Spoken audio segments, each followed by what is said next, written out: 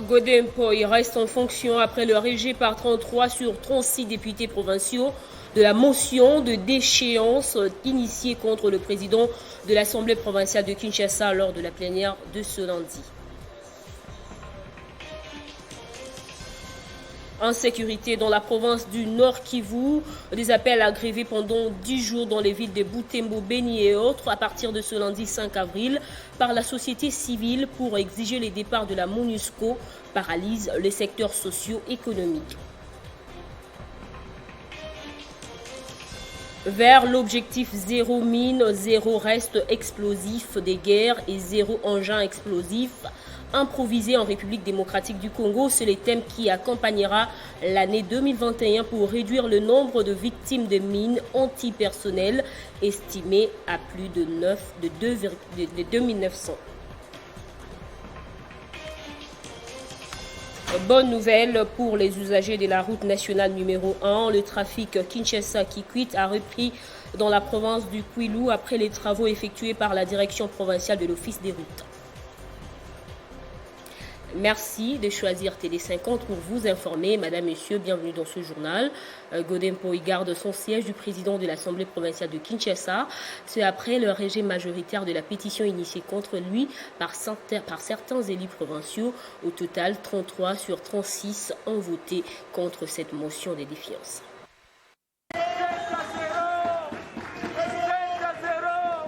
C'est une victoire pour le président de l'Assemblée provinciale de Kinshasa, Godin Mpoy, qui garde enfin son fauteuil. Après une séance très mouvementée, dont l'ordre du jour est consacré à l'examen de la motion contre Godin Mpoy, accusé de mauvaise gestion et enrichissement illicite, ainsi que non-convocation des plénières. Malgré les agitations, la plénière a continué. Sur 36 députés qui ont répondu présents, 33 se sont prononcés contre la pétition et 3 seulement ont soutenu la destitution du speaker de l'Assemblée provinciale. Conséquence, Godin Mpoy reste président de l'Assemblée provinciale de Kinshasa malgré vents et marées. La pétition était déposée avant la plénière. Et accusé-réception, vous avez les accusés de réception. Depuis l'avènement du président Félix-Antoine Tshisekedi Tshilombo à la magistrature suprême, les assemblées provinciales ont brillé par des motions de censure, soit contre le président de leurs assemblées ou contre les gouverneurs des provinces. Une situation qui, pour beaucoup, ne facilite pas le bon fonctionnement des institutions dans des provinces. D'aucuns sont d'avis que dans le cadre des réformes envisagées très prochainement au niveau de l'Assemblée nationale, que les députés nationaux initient des projets visant à soutenir un bon fonctionnement des assemblées et des exécutifs provinciaux afin que l'harmonie règne le plus longtemps possible au sein de la territoriale. Installation du bureau d'âge à l'Assemblée provinciale du Haut-Uélé. Les initiateurs de la motion de défiance contre le gouverneur sont descendus aux installations de la représentation provinciale pour constater pourquoi la procédure traîne. À la grande surprise, le haut fonctionnaire de l'administration a renié ses fonctions, mais les pétitionnaires qui tiennent à tout prix à l'aboutissement de leur démarche ont rencontré le président de l'Assemblée provinciale qui a rassuré de réserver une suite favorable dans un bref délai. Nous sommes réunis aujourd'hui, plus de 48 heures après le dépôt de notre lettre, selon le règlement intérieur en son article 12, 20 et 200, qui donne le pouvoir, en cas de crise et de l'absence du président, qui donne le pouvoir au plus haut gradé de l'administration à convoquer une plénière afin que le bureau d'âge soit installé dans notre règlement intérieur. Nous avons constaté avec beaucoup de regret que le délai imparti de 48 heures est largement dépassé. Pour moi, il fallait, parce que je dois satisfaire vos besoins, je dois aussi être soumis à cette hiérarchie de subordination conférée par les mêmes règlements intérieurs. Et vous trouverez que là, au-delà, avant que le comportement politique puisse trouver consensus. Il serait difficile pour moi. Tout équivoque sera levé sur la personne qui sera habilitée à convoquer cette plénière pour installer le bureau d'âge. Donc le président nous a rassuré qu'il reste confiant et qu'il est démocratique. Il va respecter toute la procédure pour que ces moyens de réplique soient donnés. Lualaba, Sud Kivu, Tanganyika, Kasai, le Congo central et même aujourd'hui Kinshasa, aucune province n'a échappé à cette réalité. Depuis la mise en pratique de la décentralisation, la plupart des chefs d'exécutifs provinciaux ont passé le clair de leur temps à chercher à se maintenir face aux menaces des élus provinciaux ou les cas échéants de bras de fer entre colistiers, un spectacle qui ne laisse pas entrevoir un élan du développement pour ces différentes entités. Christian Chibikoufoua a creusé les fonds du sujet dans ce dossier de la rédaction. Selon l'article 28 de la loi numéro 08/012 portant principes fondamentaux relatifs à la libre administration des provinces, les gouverneurs et les chefs de l'exécutif provincial. Ils représentent la province en justice et auprès des tierces. Ils nomment, relèvent de leurs fonctions et les cas échéants révoquent les ministres provinciaux. Ils disposent de l'administration publique en province. À ce titre, tous les services publics provinciaux et nationaux en province sont placés sous son autorité. À la simple lecture, cette disposition donne trop de pouvoir aux gouverneurs des provinces, ce qui n'empêche pas certains à en abuser. Élus sur la même liste, les vice-gouverneurs qui ont pour mission d'accompagner ou d'assister les gouverneurs des provinces finissent par jouer les rôles des simples figurants lorsque leur titulaire passe outre les bons sens. Les adjoints n'ont pas des signatures, surtout dans le fonctionnement de gouvernements provinciaux. Ici à Kinshasa, le gouverneur collabore avec son directeur de cabinet, le ministre de l'Intérieur, et ce sont eux le chef d'orchestre. Et je ne suis pas le seul vice-gouverneur écarté dans la gestion de la province. Tous les gouverneurs font pareil. Le même comportement où ils ont titulaire. Il faut vous référer à la Constitution. Qu'est-ce qui est prévu pour le vice-gouverneur? C'est que ce que le gouverneur fait, on le fait ensemble. Moi, je suis en train de l'assister. C'est ça mon rôle. C'est une constitution du sous-développement. On ne peut pas se développer en ayant quelqu'un, un adjoint à la tête d'une province qui ne travaille pas, qui est là à la fin de chaque mois. Bon, vous avez votre petit salaire. Et qu'est-ce que vous avez? Ravitaillement. Mais c'est quoi ça? Cette frustration légalement entretenue est souvent à la base du non-décollage des provinces. Les gouverneurs, qui se considèrent souvent comme les chefs suprêmes en province, font parfois fi à toute concertation avec leurs adjoints pour engager les finances des provinces. Conséquence, l'opinion nationale assiste fréquemment au concert d'émotions par ici et de déchéances par là à cause justement des mégestions et des détournements. Et dans toute cette déconfiture, le peuple reste le plus grand perdant. Les activités socio-économiques sont restées paralysées dans les villes de Butembo, Beni et Lubero. C'est la conséquence des 10 jours sans activité décrétés au Nord Kivu à partir de ce lundi 5 avril par une dizaine d'associations membres de la société civile pour exiger les départs de la MONUSCO accusée de passivité par la population locale depuis des années face aux multiples massacres commis par des groupes armés dans cette partie du pays. Martial Bendelo. À Beni comme à Butembo, deux grandes villes dans la partie nord de la province Nord Kivu, toutes les activités sont paralysées. Pas d'école, pas de marché non plus. Les maisons de commerce sont fermées. À Butembo, seules quelques motos sont visibles sur les artères. La circulation très réduite. À ce premier jour de manifestation pour exiger le départ de la MONUSCO et des organismes internationaux, quelques actions violentes ont été observées par contre à Fourou, à l'entrée de la ville. Avec des barricades érigées, 2 policiers ont été grièvement blessés par des coups de pierre, leur lancés par des jeunes qui ont également mis du feu sur la chaussée.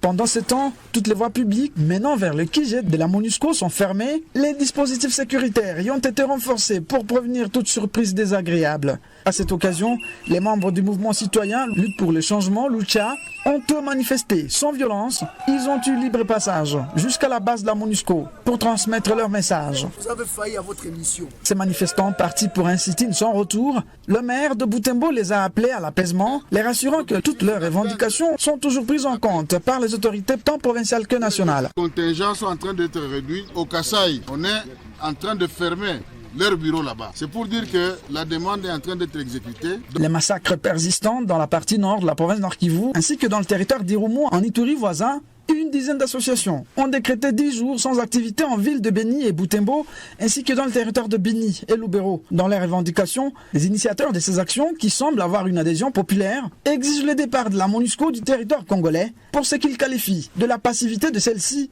dans la protection des Congolais depuis maintenant 20 ans. Les ministres de l'Intérieur, Affaires coutumières et celui de la Défense étaient face aux survivants des mines antipersonnelles après la livraison de l'état des lieux par le coordonnateur national de la lutte anti-mine.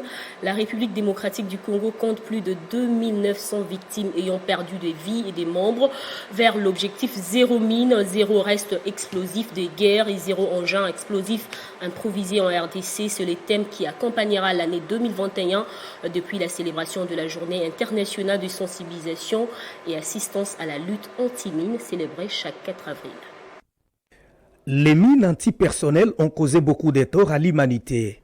Les Congolaises et Congolais y gardent encore des stigmates.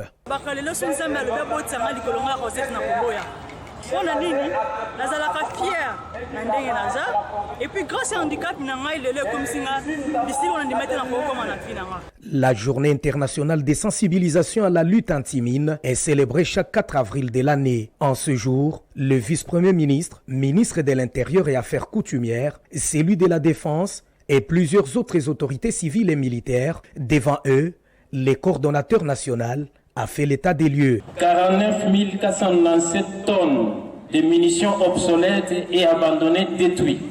5 699 087 munitions de petit calibre détruites. 2033 armes détruites. 12 534 sous-munitions détruites. Corrigeant les vices par les rires, les acteurs de la troupe théâtrale Toumao ont donné les méfaits des mines antipersonnelles. Une équipe de démineurs a fait également la démonstration.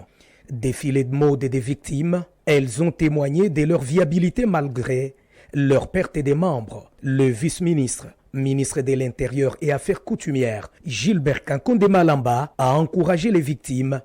Mais la République démocratique du Congo est dans une lutte acharnée contre les mines antipersonnelles. Le territoire national a été réellement pollué par des mines et des restes explosifs de guerre depuis la cession de notre pays à l'indépendance et à la suite des divers conflits armés internes et autres. Les victimes ont aussi reçu des vivres et non-vivres pour un accompagnement par rapport à leur participation à la sensibilisation.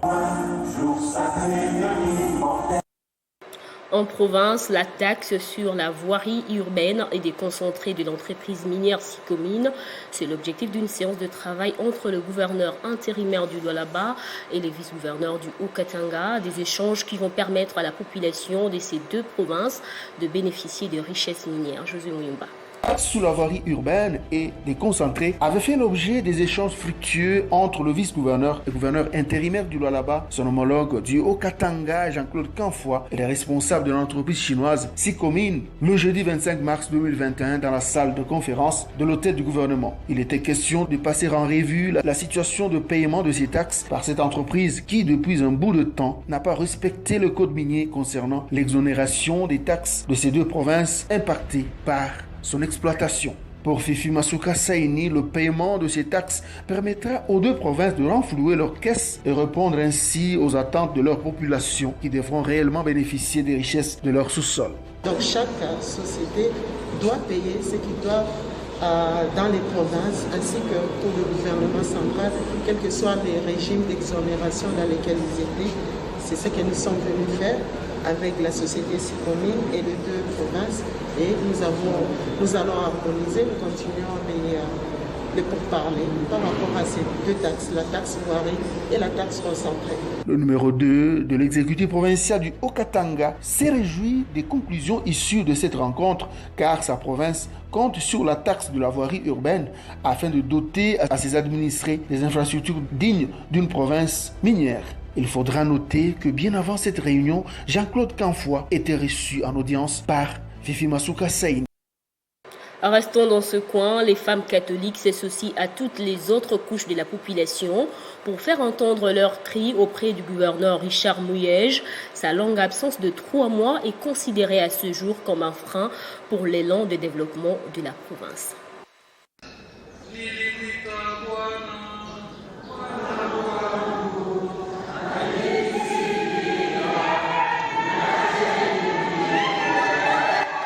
Ce chant, il l'exécute le jour de ses 65 ans d'âge. Ce jour-là, Richard Mouyej étalait son cœur devant une foule venue célébrer sa vie. Une vie école d'humilité, d'amour et de sagesse, acquise au bout d'une longue carrière politique et de vie chrétienne. J'ai été ministre, gouverneur. Je n'ai jamais été dans un cimetière. Il faut le témoigner. Je n'ai jamais consulté les fétichistes. Il faut le témoigner. Je n'ai jamais été dans les mysticismes. L'image de l'église que se fait Richard Mouyej, c'est celle d'un cadre où nos cœurs apprennent à se désallier de la haine, de la jalousie, bref, de l'ardent désir de nuire à l'autre. Pour lui, fréquenter l'église et même poser des actions en sa faveur comme lui-même le fait tout en hébergeant une méchanceté atroce dans son cœur, c'est un paradoxe auquel les chrétiens devraient se désolidariser, surtout quand ne corrompt pas Dieu, qui lui voit le cœur. Dans la vie, ne jamais construire son bonheur sur la ruine de l'autre. Vous n'avez pas besoin de détruire l'autre pour accéder à la promotion. Et le Seigneur n'aime pas ça. On ne peut pas servir le Seigneur, on ne peut pas aller à l'église et au même moment comploter pour la destruction, pour la mort de l'autre. C'était dans la paroisse Fatima de la cité Manica qu'était organisée la messe ce jour-là. 3 mois d'absence de Richard Mouyej en province, c'en est de trop pour les mamans catholiques.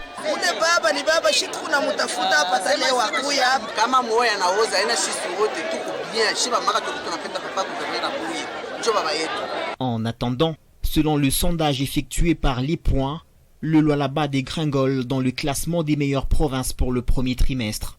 La province est passée de la première à la 9e position.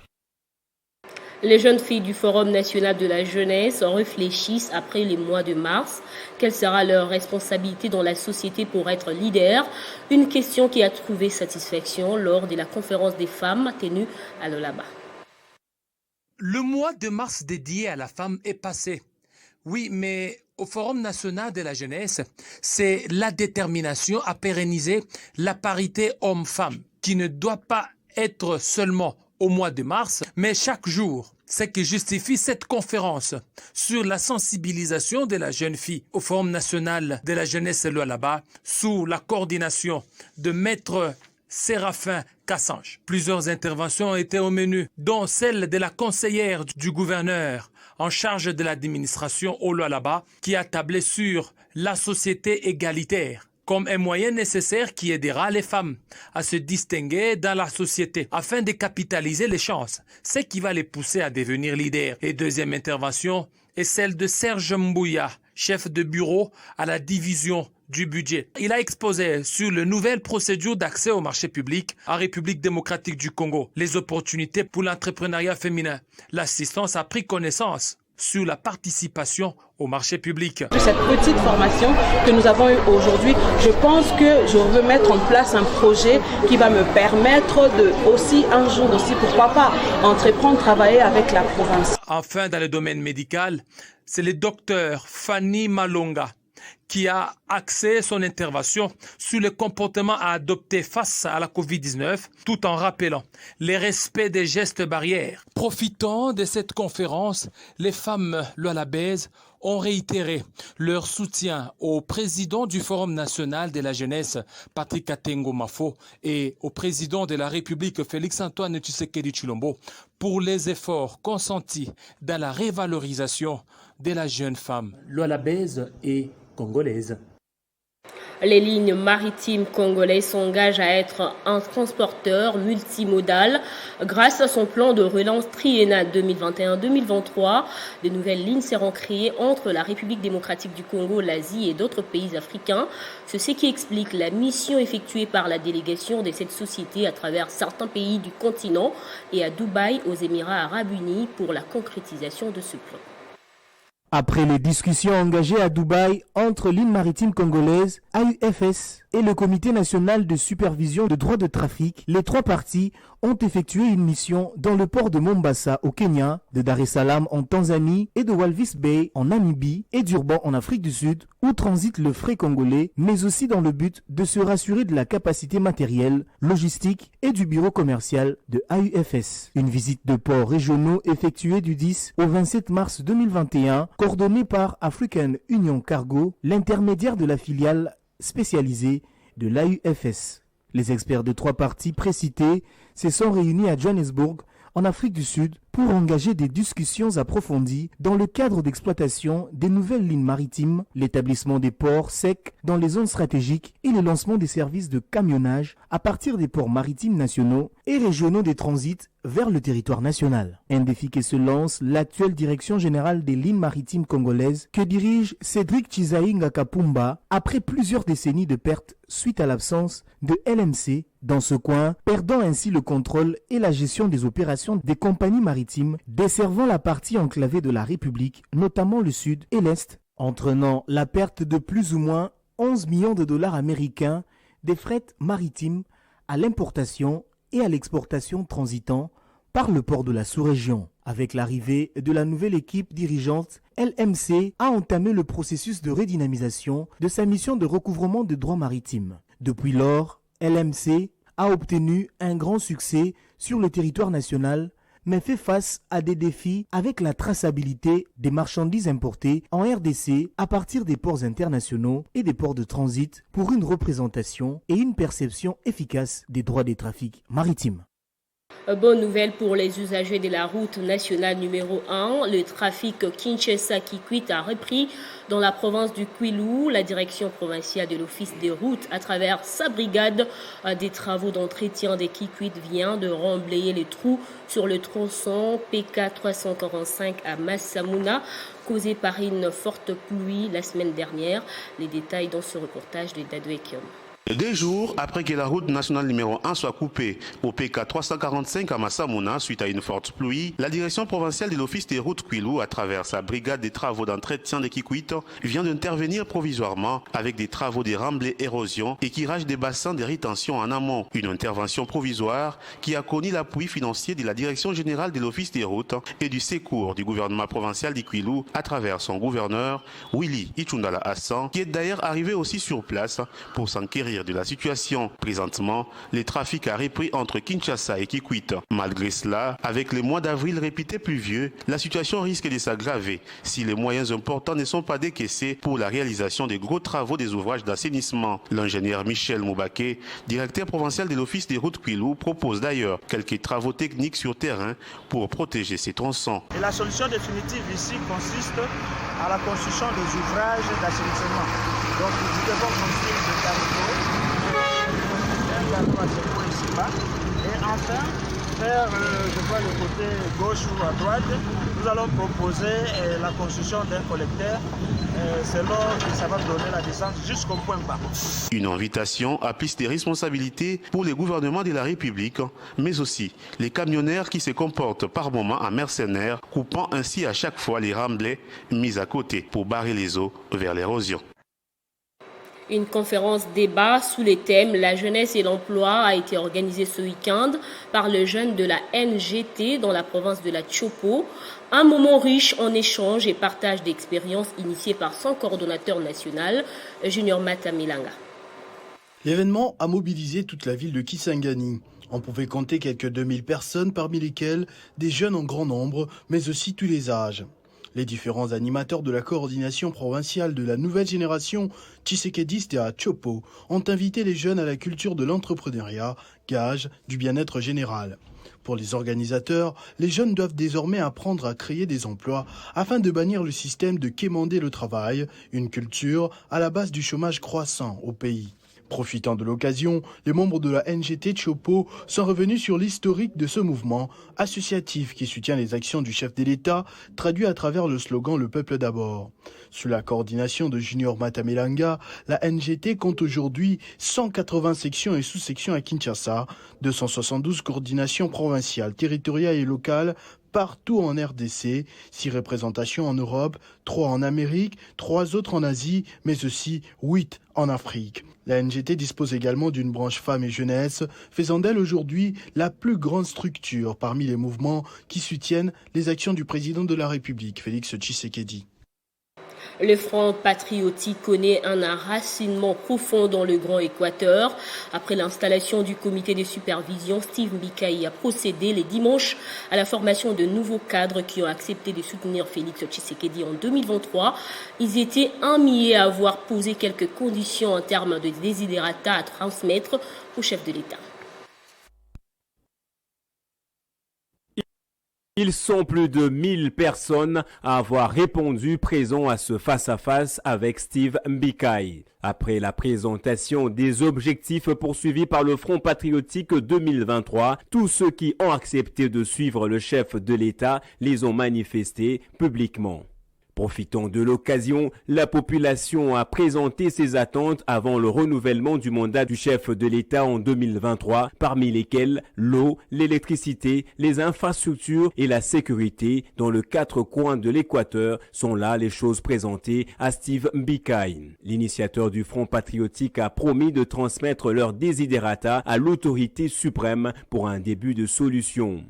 Le Front patriotique doit faire pression sur le gouvernement, être une boussole pour lui demander de répondre aux préoccupations de la population.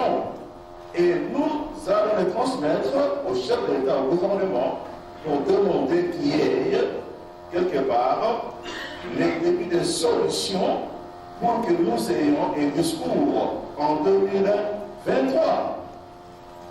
Cette étape clôture la première phase de la caravane patriotique. La deuxième étape vise les territoires ainsi que les chefs-lieux et va débuter à Massimanima dans la province du Kwilu. Rentrons à Kinshasa, la population du quartier Kingabwa dans la commune de Limete peuvent maintenant pousser un ouf de soulagement grâce à la remise des câbles électriques par les sénateurs Rigan Bakonga, responsable de la SNEL, pour éclairer ce quartier jadis dans l'obscurité. Toujours plus proche de sa base, le sénateur Rigan Bakonga est descendu ce week-end pour chasser l'obscurité, ayant élu domicile dans cette partie de la ville de Kinshasa. Ces jeunes parlementaires a apporté plusieurs réglettes, pimpants neuves et plus de 25 mètres de câbles en vue de remettre en service la cabine mère du quartier Kingabwa après plus de 2 mois d'interruption. Ça fait plus de 2 mois qu'il n'y a pas d'électricité ici. En tant qu'élu des Limités, je ne pouvais jamais rester indifférent face à cette situation. Voilà pourquoi j'ai décidé ensemble avec les notables des Limités et des Kingabwa de payer quelques réglettes pour que l'électricité redevienne stable. Un geste combien louable qui n'a pas laissé indifférent les bénéficiaires. Nous tenons à le remercier car il a fait preuve de bienveillance. En tant que fils du pays, il a payé un nouveau câble pour que le courant soit rétabli. L'élu des élus a également visité les différents coins de ce quartier qui connaissent beaucoup de problèmes d'inondation pendant la période de pluie. En bon fils du quartier, le sénateur Rigan Bakonga s'est imprégné des difficultés que rencontre la population tout en promettant des solutions dans un délai très bref avant d'aller consoler les parents des jeunes écoliers assassinés récemment dans cette municipalité. Les habitants de la commune de Limete ont invité le sénateur Rigan Bakonga à étendre son champ d'action jusqu'à la construction d'un grand collecteur pour drainer les eaux de la pluie. Place au rappel des titres. Godempoy reste en fonction après le rejet par 33 sur 36 députés provinciaux de la motion de déchéance initiée contre le président de l'Assemblée provinciale de Kinshasa lors de la plénière de ce lundi. Insécurité dans la province du Nord Kivu, des appels à gréver pendant 10 jours dans les villes de Butembo, Beni et autres, à partir de ce lundi 5 avril par la société civile pour exiger les départs de la MONUSCO et paralyse les secteurs socio-économiques. Vers l'objectif zéro mine, zéro reste explosif des guerres et zéro engin explosif improvisé en RDC, c'est le thème qui accompagnera l'année 2021 pour réduire le nombre de victimes des mines antipersonnelles estimées à plus de 2900. Bonne nouvelle pour les usagers de la route nationale numéro 1. Le trafic Kinshasa-Kikwit a repris dans la province du Kwilu après les travaux effectués par la direction provinciale de l'Office des routes à Massamouna. C'est la fin de ce journal. Restez avec nous. Rejoignez-nous sur notre site internet pour plus d'informations.